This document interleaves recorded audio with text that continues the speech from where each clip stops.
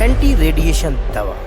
दोस्तों, जब से यूक्रेन और रसिया का युद्ध चालू हुआ है तब से समूची दुनिया में इस बात का जोर शोर से हल्ला बोल है कि एक एंटी रेडिएशन दवा है जो कि परमाणु युद्ध के खतरे से इंसान को बचा सकती है, और इस दवा की डिमांड इस समूची दुनिया में बढ़ी हुई है।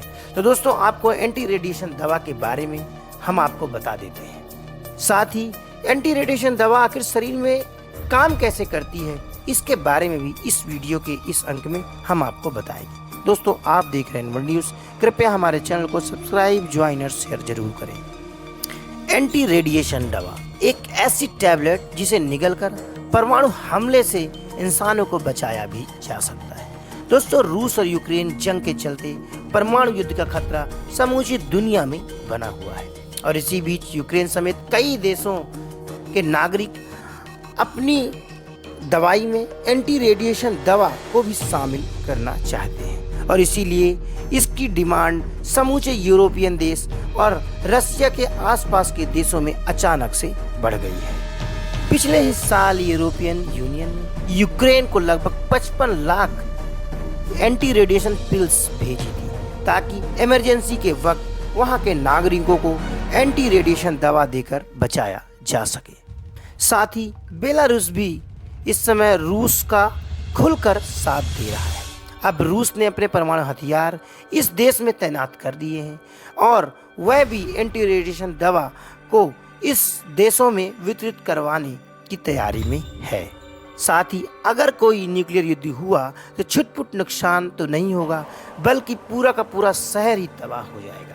जैसे कि हिरोशिमा नागासाकी में पहले ही हम द्वितीय विश्व युद्ध के दौरान अमेरिका ने जापान पर न्यूक्लियर बॉम्ब गिराकर एक दहशत का मंजर बना दिया था। साथ में लाखों लोग वहां पे मारे गए थे, जिसके कारण वहां के तापमान में करीब 10 लाख सेंटीग्रेड तक चला गया था। वही ज्वालामुखी से भी ज़्यादा गर्मी इस क्षेत्र में पैदा हुई थी, जिसके कारण घातक विकिरणें निकली, और एंटी रेडिएशन दवा ना होने के कारण कई सारे लेकिन लाखों लोग मारे गए थे।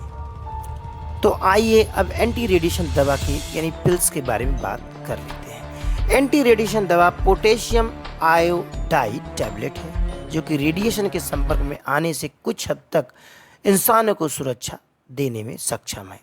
असल में इस दवा में नॉन रेडियो एक्टिव आयोडीन होता है जो कि शरीर में रेडियो एक्टिव आयोडीन के अवशोषण को रोकने में मदद करता है।